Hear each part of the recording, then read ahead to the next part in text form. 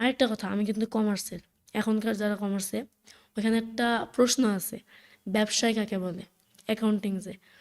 ওখানে উত্তরটা হইল, মুনাফা অর্জনের উদ্দেশ্যে অনিশ্চয়তা ও ঝুঁকি নিয়ে অর্থনৈতিক যেসব কর্মকাণ্ড করা হয় তাকেই ব্যবসা বলে। তো আমার কথা হলো যে ব্যবসায় অনিশ্চয়তা থাকবে, ঝুঁকি থাকবেই, এটা নিতেই হবে, না নিলে কোনো লাভ নেই। তো সাকিব ভাইয়ার মানে একটু মানে কানেকশন আছে ইনফ্লুয়েন্সারের সাথে, এজেন্সিদের সাথে ওনার কানেকশন ভালো আছে। তো উনি আমাদেরকে একটি এজেন্সিকে সাজেস্ট করলো।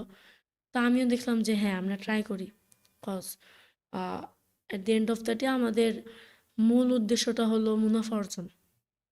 যতই আমরা বলি না কেন, আমাদের at the end of the day আমাদের টাকা লাগবে। মানে টাকা না হলে তো আর ব্যবসা চলবে না। এটাই তো, আমি বললাম যে হ্যাঁ, আমাদের বিজনেসটাকে আরো স্কেল করতে হবে।